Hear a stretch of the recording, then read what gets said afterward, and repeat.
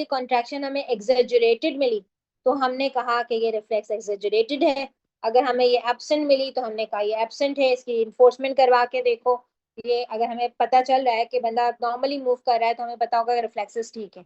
बंदा जो है लेटा हुआ है, पैरालाइज है, तो फिर हम देखेंगे कि भाई वो जो है उसके रिफ्लेक्सेस किस तरह के आ रहे हैं। तो ये जो पूरा पाथवे है इसको हम कहते हैं स्ट्रेच रिफ्लेक्स।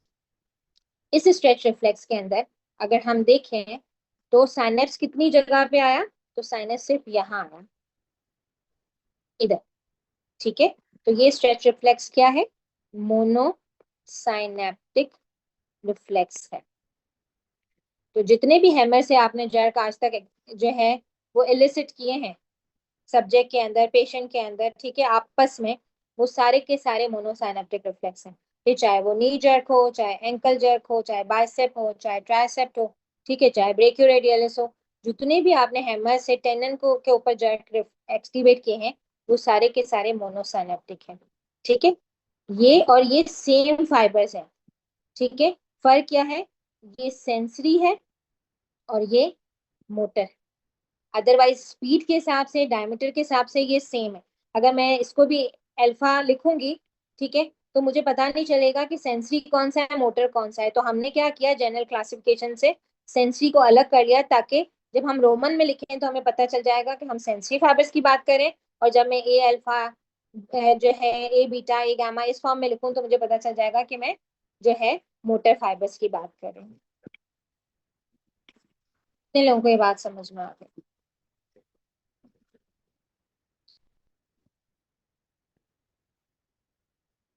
स्ट्रेच रिफ्लेक्स को समराइज कर दूं, समराइज क्या है, स्ट्रेच रिफ्लेक्स जो है वो मोनोसाइनेप्टिक रिफ्लेक्स है।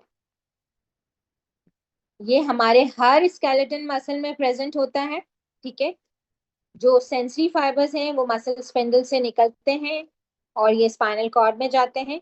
ये वही फाइबर्स हैं जिन्होंने असेंडिंग ट्रैक बनाना है डीसीएमएल की फॉर्म में, लेकिन ये लोकली जो है ब्रांच करते हैं और मोटर न्यूरॉन पे साइनेप्स करते हैं इंट्रेली, और ये मोटर न्यूरॉन एक्स्ट्रा फ्यूजल फाइबर्स को सप्लाई करता है। तो जब भी हम हैमर स्ट्राइक करते हैं टेंडन के ऊपर तो ये मसल स्पिंडल स्ट्रेच होता है जिससे कि ये स्ट्रेच जनरेट होता है।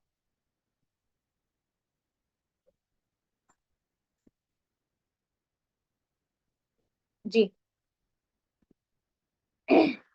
जी रिहाना क्लियर हो गया?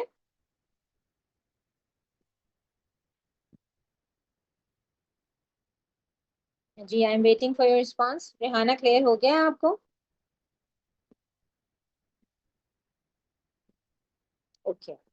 किसी और को कोई क्वेरी है अब तक? जब हम स्ट्रेच कर रहे हैं तो यहाँ पे मैं आपको टेंडन रिफ्लेक्स भी बता दूं, गोल्जी टेंडन रिफ्लेक्स भी बता दूं कि वो किस तरह से काम करता है।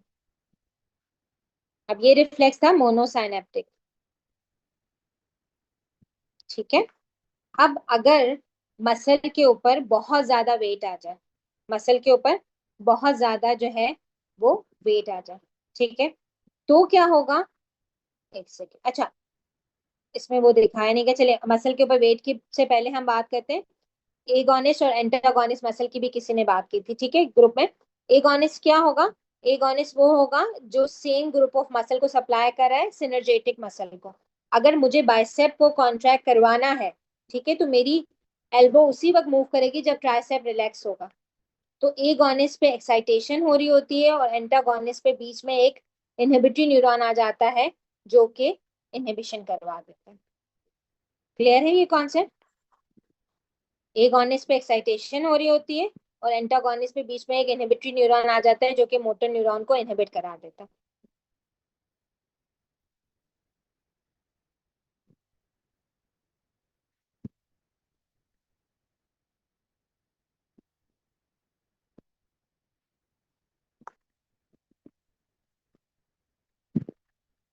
यहाँ तक किसी को कोई कंफ्यूजन है तो पूछ लें।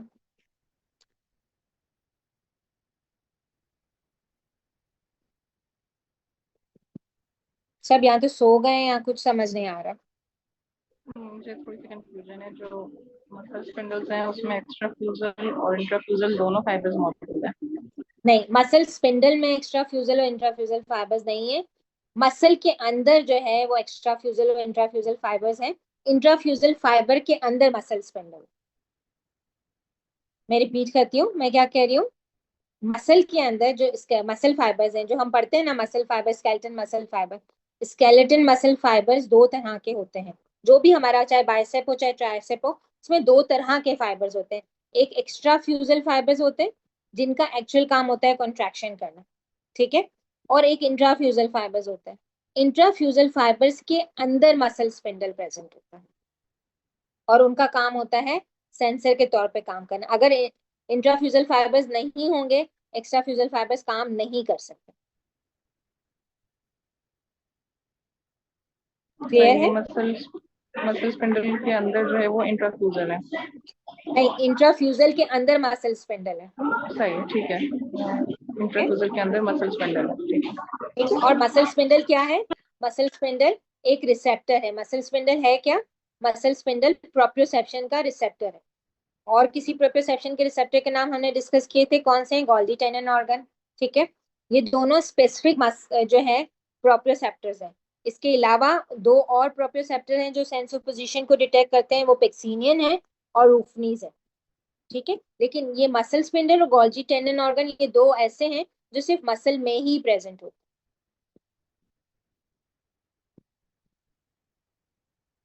ओके, एनी अदर क्वेश्चन जो अब तक हमने डिस्कस किया है? सो मसल स्पिंडल कहाँ है? इंट्राफ्यूजल फाइबर के अंदर। इंट्राफ्यूजल फाइबर कहाँ है? They are the fibres of the skeleton muscle.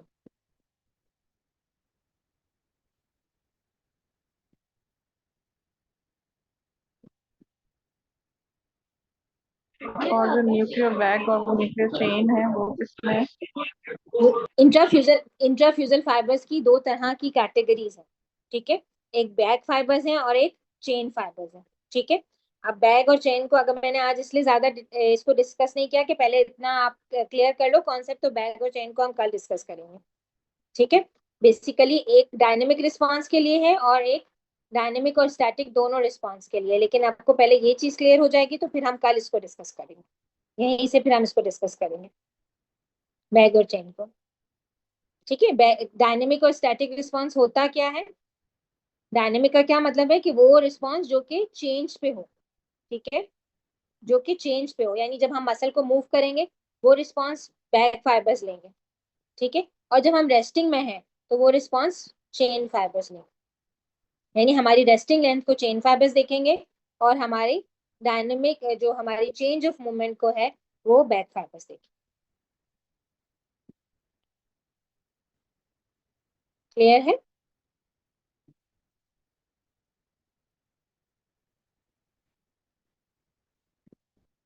अब